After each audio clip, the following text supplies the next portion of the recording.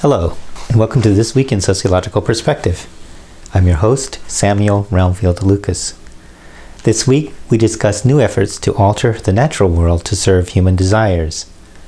But first, I recently spoke with Professor Denis Trapido of the University of Washington-Bothell about his recent paper titled The Female Penalty for Novelty and the Offsetting Effect of Alternate Status Characteristics. The paper is to be published in Social Forces and is sole authored.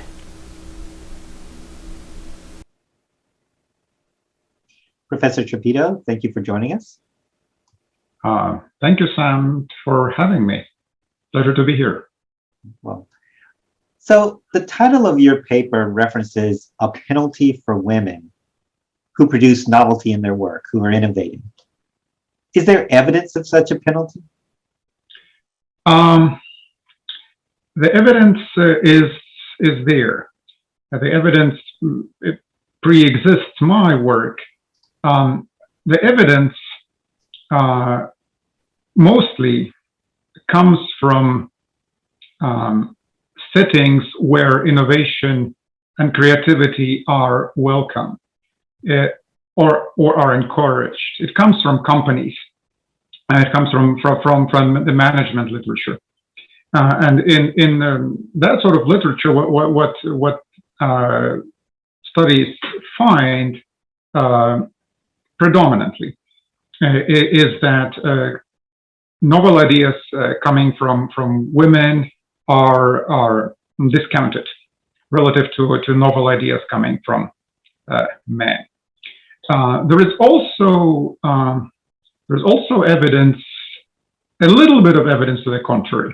There is much smaller body of evidence from the same settings, from settings that are businesses, companies, a little bit of that coming from experiments. There is some shreds of evidence that it can actually go the other way as well. There may be no female penalty for novelty, and there's at least one study I found that says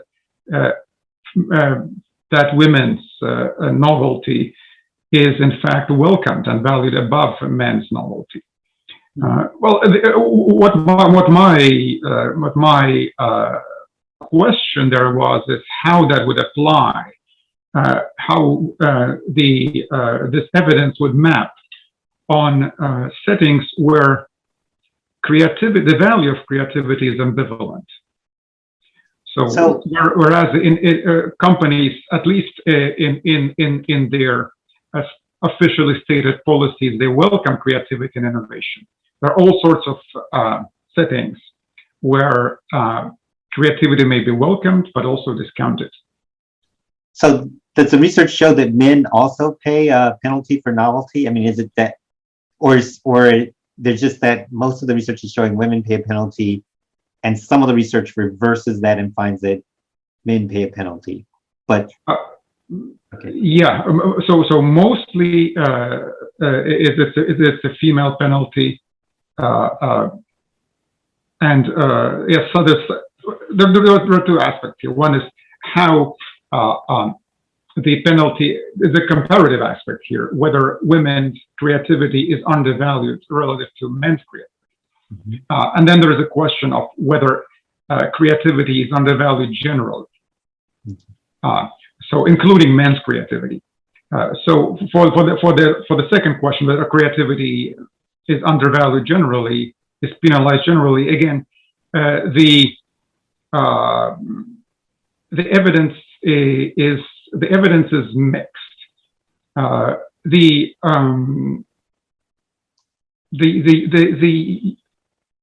emergent consensus is that audiences are again a bit hypocritical here.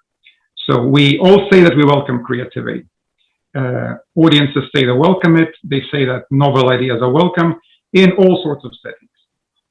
But the reality is that it's often it's usually penalized unless the author of that creativity is granted the privilege to be creative. So this research is in the title and in the topic, you will see that it's about gender. But the underlying theme of much of my research, including this study, is really not so much about gender, but this idea that creativity is a privilege which is awarded to some people and which is encouraged for the privileged groups and maybe penalized when it comes from somebody who does not have the privilege to be creative. So if the earlier research is showing that there's often a penalty for women, but what explanations have they offered for there being a creativity penalty for women? The explanation goes back to this idea of status and privilege. So the simplest explanation is provided by the expectation states theory. The expectation states theory says that we judge people's competence based on the status of the groups that they belong to. So if you belong to a high status group, we tend to judge you to be more competent in whatever you're doing, including more competent in producing creative work. Now, if as we know, gender groups have unequal status. So, because the female gender in all sorts of settings, especially in such male-dominated settings that I'm looking at, such as engineering, generally they have lower status. Women have lower status. Everyone in that setting expects women to be less competent, including their novelty to be less valuable. So if that's the explanation for why we would expect women to pay a penalty for creativity, but you have this other study that found that they weren't. So is there any explanation for cases where we would find no penalty for creativity for women? That finding is explained using the expectancy violation theory. The expectancy violation theory says that it acknowledges, just like expectation states theory, that we have those status orderings of groups, and we do expect groups that have lower status to be less competent. But if somebody from that group actually does something that is that is not expected from the person of that group, they're not expected to be competent at, then we in fact value their contribution. We are surprised by that, and we value their contribution way above even above the level that we would value that contribution if it came from somebody from a high status group. So that's kind of by way of background, the literature as it exists before your analysis, and you use data on scientists in the field of information theory.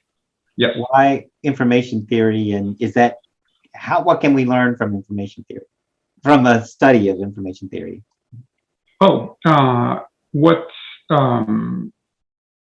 important about that setting, not so much that it is information theory. Information theory is a branch of electrical engineering that is concerned with mathematical representation of stored and transmitted information. So it's the math that powers our communication. It's the math that powers our cell phones. It's the math that powers routers, internet technologies. What matters here is not so much that it is information theory, but what matters here is that they're looking at a setting where the value of novelty is ambivalent. So unlike those companies that at least profess to welcome novelty. We know that in science, novelty is a double-edged sword. Novelty may be welcomed, and people may be welcoming for novel ideas. Because they're novel, they may also discount them because they're novel. So does the female penalty for novelty exist where the value of novelty is ambivalent? Is one question that I'm asking here in this using this setting. And the second question is, why might that penalty vary? So the pre-existing literature shows that this penalty varies. We may wonder to what extent it varies, but it definitely varies to the extent that it can even potentially be reversed. So why does it vary? That's what the context let us answer, and it took many years to collect the data from that context, but this context is manageable in the sense that the data that are needed to answer those questions could be collected in a reasonable amount of time. Well, how do you identify novelty? I mean, I'm just trying to think about looking at some kind of work product. I guess I can identify it more easily if I actually am in the area and know the domain. So, but because I would recognize something that was new. But how did you identify something as novel or more or less novel, more or less creative than some other work, or compare them? Yeah, the usual way how novelty is measured in innovation literature is it's measured as the unusualness of how the novelty is unusualness. It's unusual use of pre-existing elements. So the measure that I use is it captures the unusualness of co-citations of pre-existing papers in the focal publication relative to the pre-existing literature. So the more unusual your way of how you combine new ideas, the more relative to what existed before, the more novel your contribution is. Okay, and then what signals, how can you identify that something's been recognized, or more recognized than something else, or less recognized than something else? Yeah, the measure of recognition in this work is how much the contribution was cited. So it's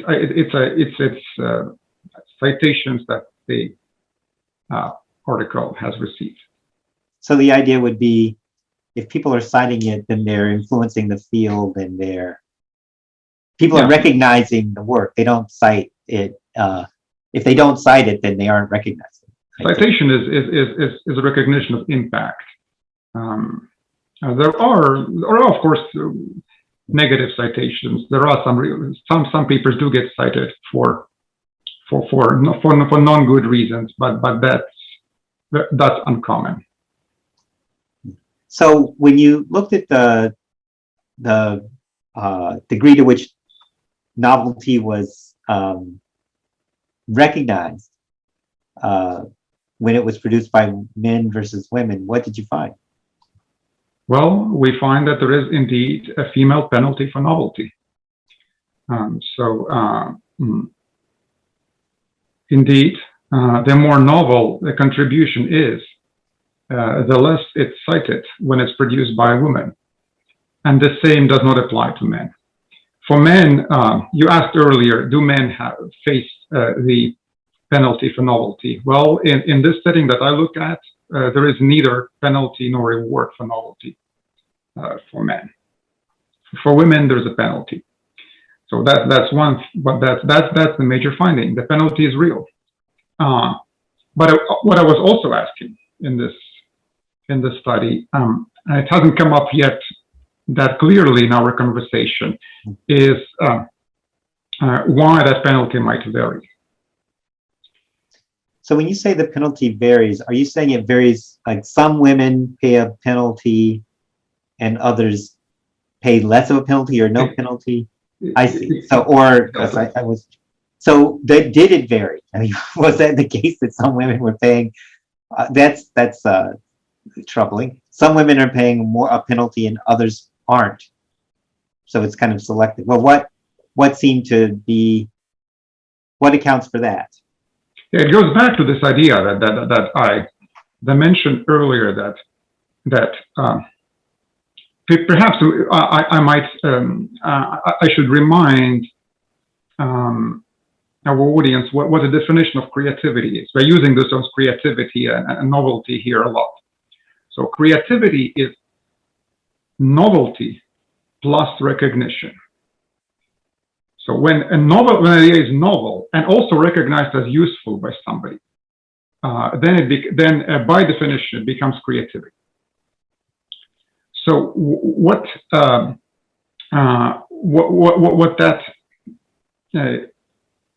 implies is that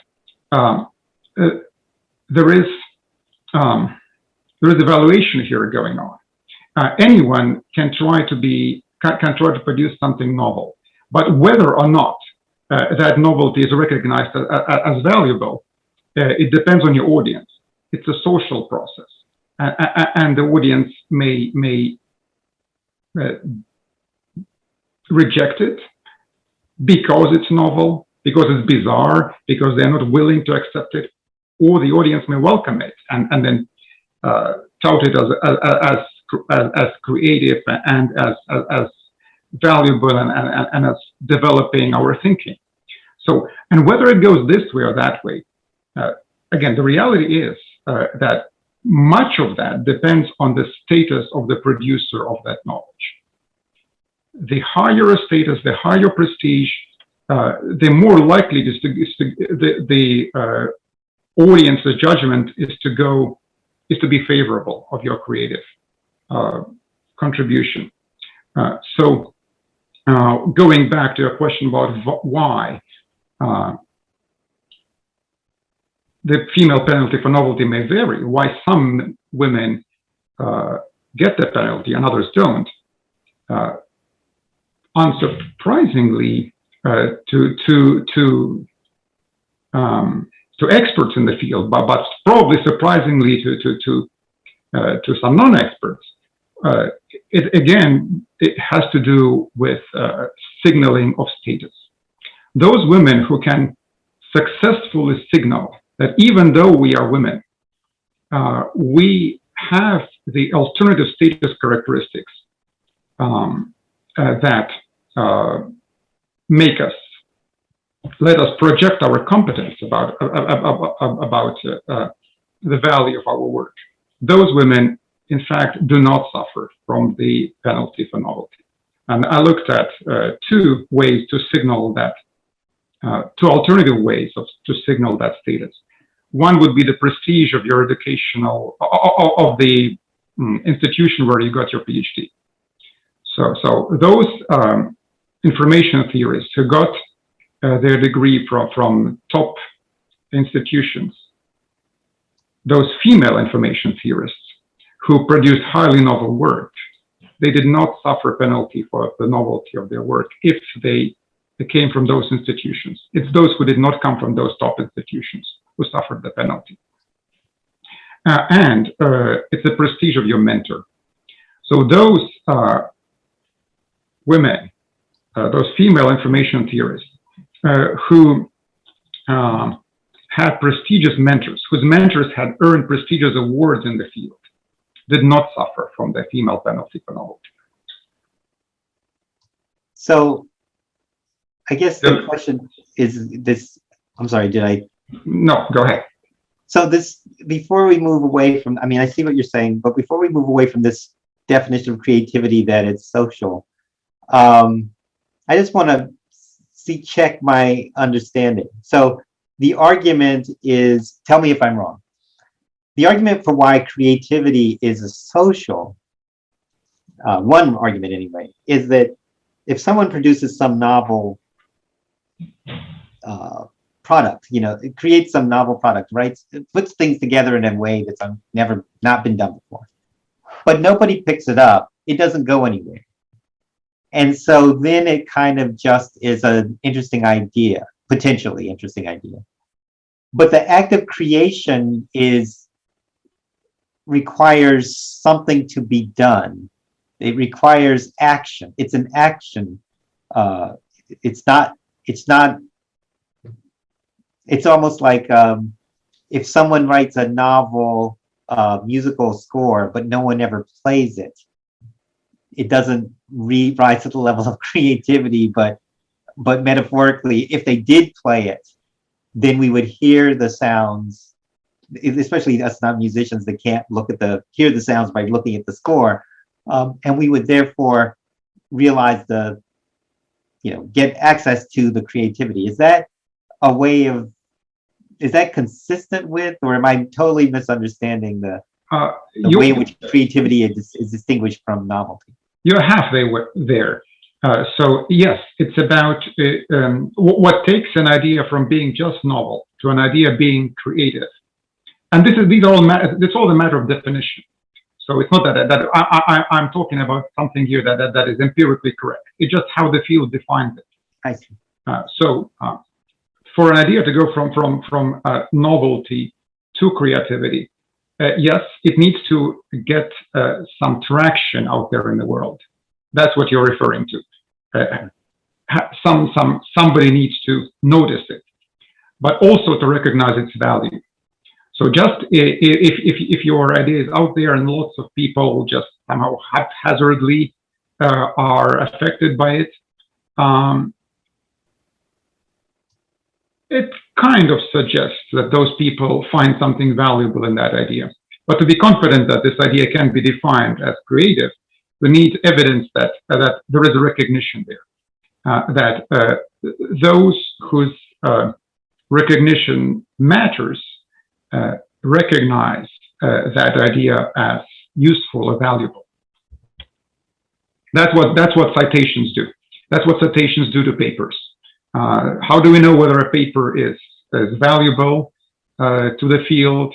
Well, it's reasonable to say that those papers that get citations, those papers that are used in subsequent work, are those that are more valuable and recognized as such.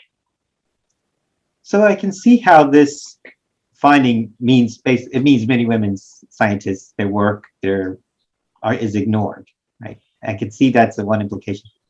But does this have implications beyond that to people outside?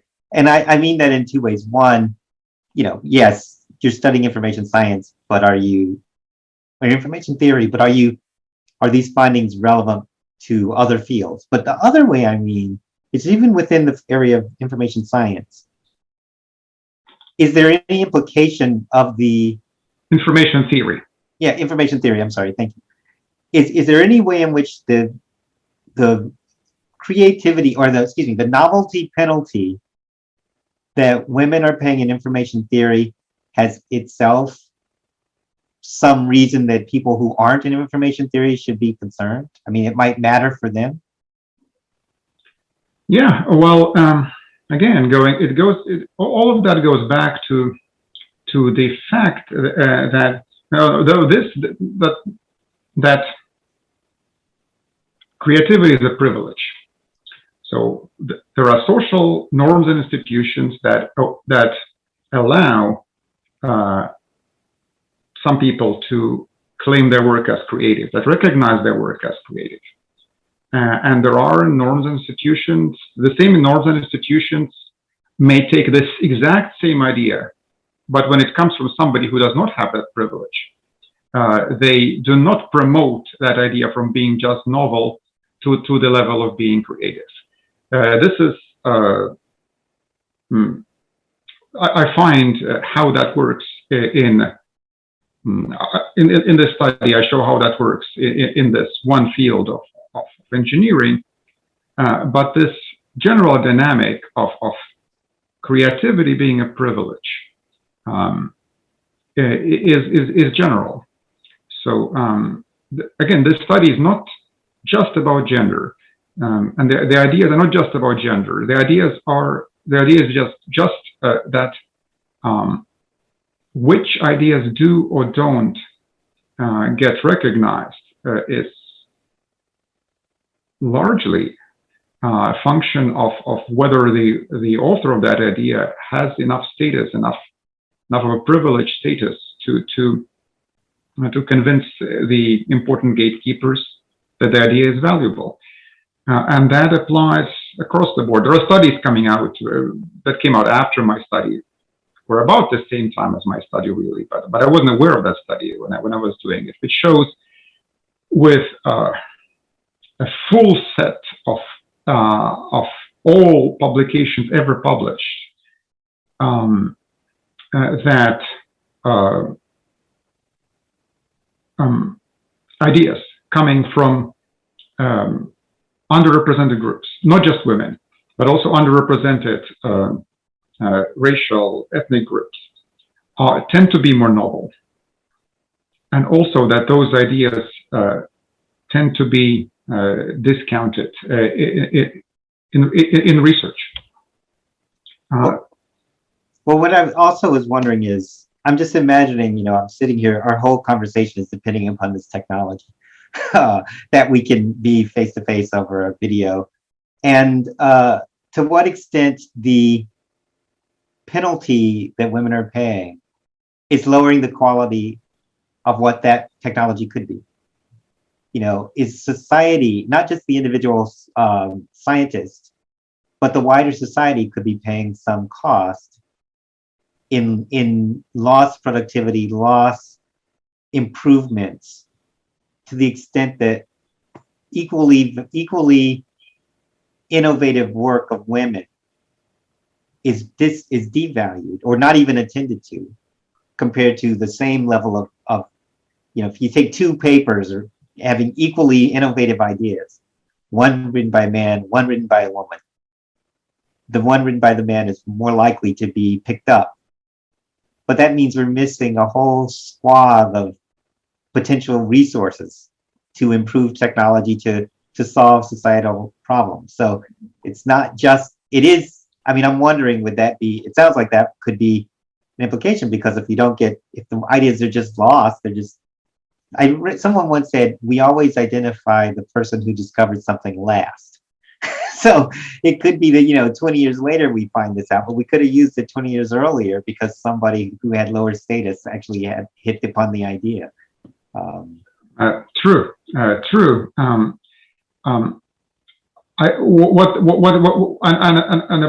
What's also happening here is that people get discouraged. So it's not. We don't know what the quality of those ideas that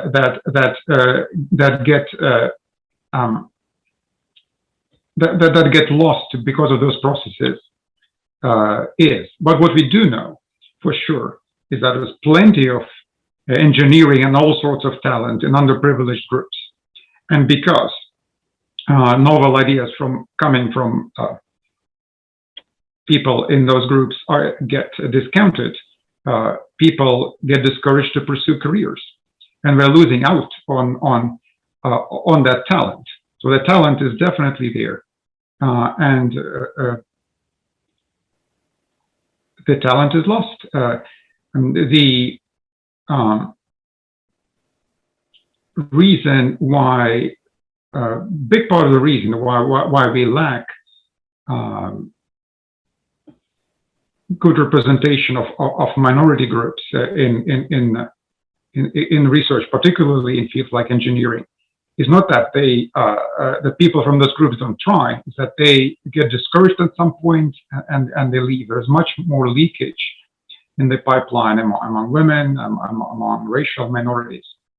That's the mechanism that leads to the losses that you're describing. So, given your findings, and this is probably stretching beyond your findings, but what would you say to those interested in gender equity or just general equity in recognition and reward in various domains, especially if they're in a position to care or make a difference? I mean, do you have any insights or suggestions or words you would give them as they think about, this issue? Right. So there is good and bad news here. The bad news is that, is what we already said several times, is that there is indeed a penalty for novelty for underprivileged, coming from people who are in underprivileged groups.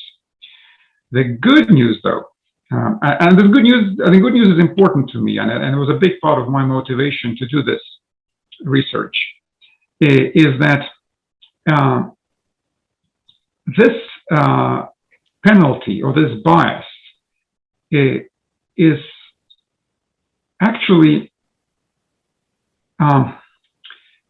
what's the right word? I want to say flexible, but it's not just flexible. It may actually completely go away. So it's not so much, and we didn't focus on that a lot in our conversation, but in the paper, the role of uncertainty is central here. So the reason why audiences undervalue women's contributions and contributions to people from other minority groups is not necessarily that they are biased against women or against those groups, is that they just feel that when the idea is novel, its value is uncertain, and they just can't know the value. It's difficult by definition. When an idea is novel, it's difficult to know its value, and definitely difficult to get an objective measure of how good it is. And we know from research, and there is substantial research in economics and also in sociology, that when we are not sure about the value of something, we are very much tempted. We are more tempted than we normally are to act on to judge the value to deduce the value of that contribution from the status of its producer. So it's not necessarily that audiences they discriminate against women who produce novel knowledge, but when something is highly novel, they are so uncertain about its value. They just don't have an objective measure of how to know whether it's valuable or not, that they're just very tempted to look at who the author is and go with the status of that person as a proxy for the quality of the contribution. But the good news here is that if those audiences who are uncertain, who are looking for signals of quality, if they're given a better signal than gender or other characteristic which we know is irrelevant to the quality of what you do, something like the prestige of your education, or something like the prestige of those who trained you, then this bias goes away.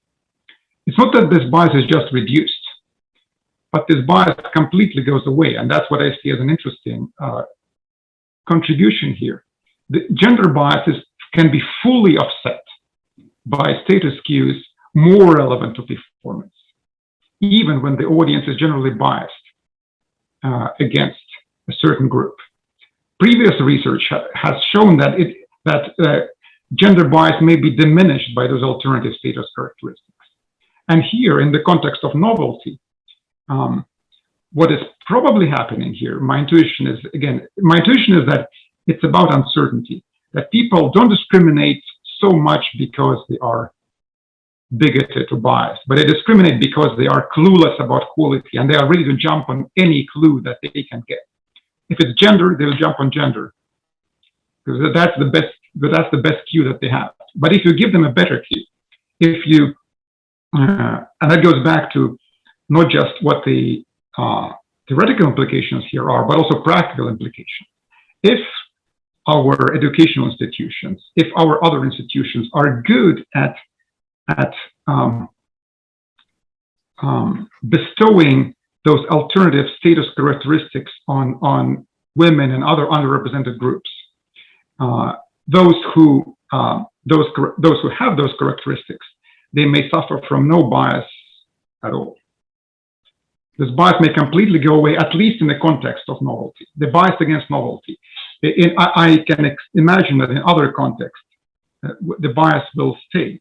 But this bias against novelty, there's something unusual about it. It's highly driven by uncertainty, not so much driven by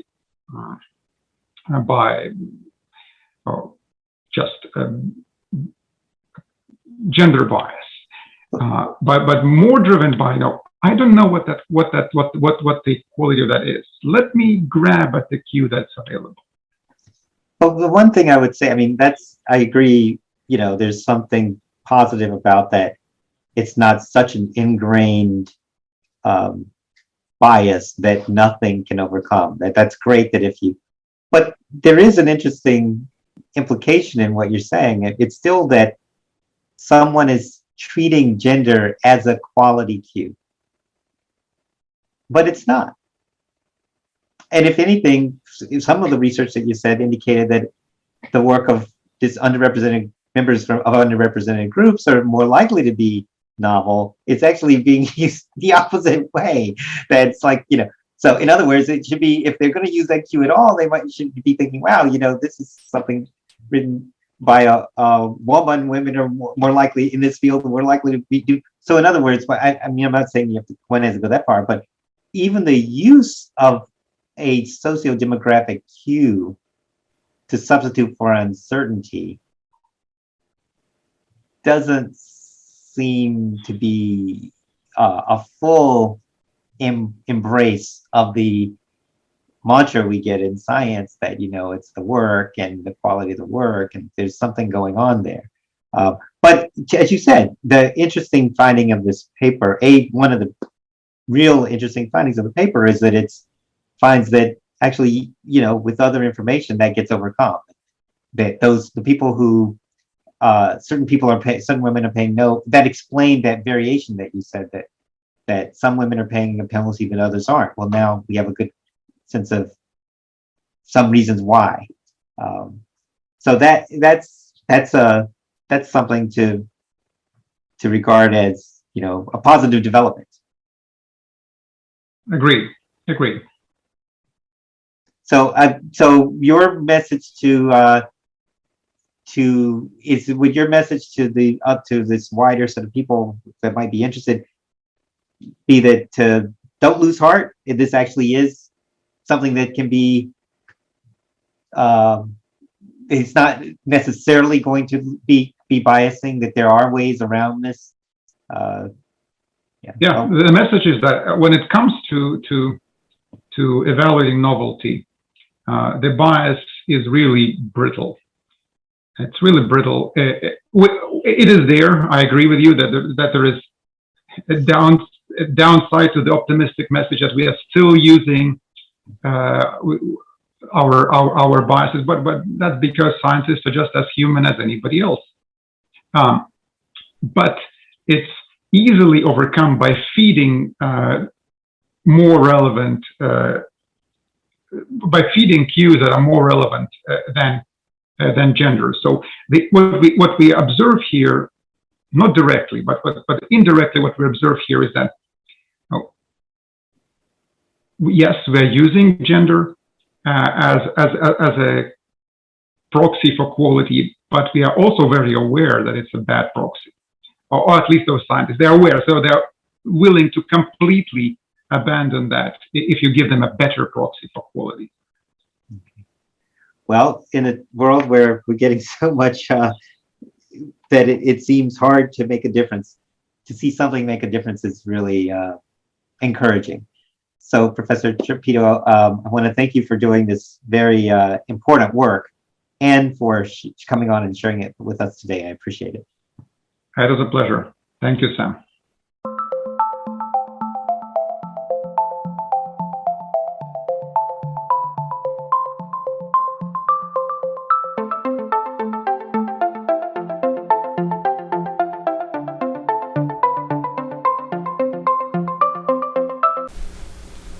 Our final segment concerns new efforts to alter the natural world to serve human desires and interests.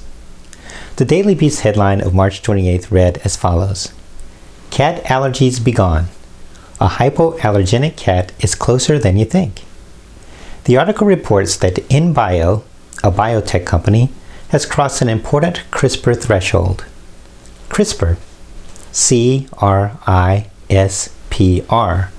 which stands for Clustered Regularly Interspaced Short Palindromic Repeats, is a gene editing technology. Biotech company InBio is using this gene editing technique in an effort to make cats less likely to cause allergies in humans. The periodical Interesting Engineering also covered this development in an article titled Allergy-free Cats? A New CRISPR Method Might Have Answers. Just to be clear, the article title is a bit ambiguous. In reality, the technology is not designed to reduce allergies in cats. It is designed to reduce allergies in humans in response to cats. At any rate, the report notes that approximately 10 to 20% of people are allergic to cats worldwide, with the incidence in some areas reaching 30%. And the Daily Beast report notes that 95% of allergies to cats are caused by exposure to a protein in cat saliva, FeL-D1. Because cats repeatedly clean themselves with their tongues, and because the protein is secreted from sweat glands as well, the protein ends up on their skin and fur, and thus ends up easily available for humans to become exposed. According to Interesting Engineering, the researchers first analyzed the DNA of 50 cats, and in doing so found 2 genes involved in producing FeL-D1. They then studied 8 other wild cat species to see if the genes were widely present. Finding they were not, the researchers inferred that the gene must not be essential for domestic cats' survival. They closed their analysis by editing the gene out of cat cells in the lab and found that doing so did block production of FeL-D1 and did not lead to other genetic changes in the areas they checked. Consequently, the researchers deemed this a promising approach, and according to Interesting Engineering, they plan to move on in their quest to genetically engineer a hypoallergenic cat. This development is sociologically illuminating about how we see non-human animals and how we see ourselves. We begin with the reasoning that is part of the foundation of this line of work, but before returning to those implications, we must acknowledge that cat allergies can range from mild to severe. Further, cat allergies are associated with the incidence of asthma. For some people, living with the allergies simply requires them to close their homes to cats. Others may be far more sensitive. The result? The most extreme possibility is for exposure to the allergen to lead to anaphylactic shock, a life-threatening result. Consequently, although relatively few people go into shock owing to cat allergies, it is an important matter not to trivialize the condition.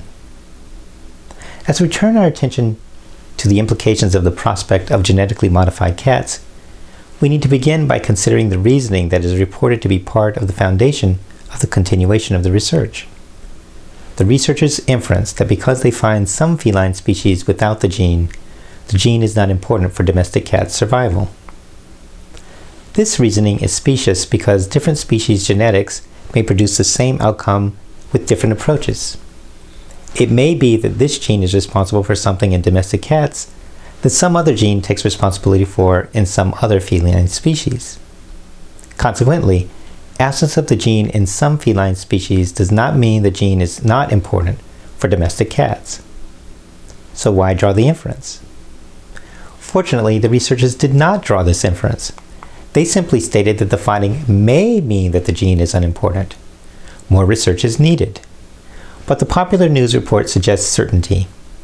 So this observation goes into the general category of don't take popular reports of scientific research at face value. Here, though, the popular report reflects and reinforces the idea that other living beings are objects that humans may treat as they so desire. How is this idea manifest? Well, note that one big selling point of CRISPR is the possibility of new medical advances to treat diseases that have a genetic component. CRISPR is, therefore, in the service of medical care.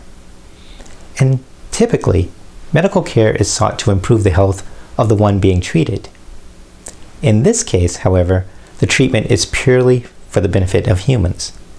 The cats are just objects that some humans want to alter. Benefiting cats is not the aim.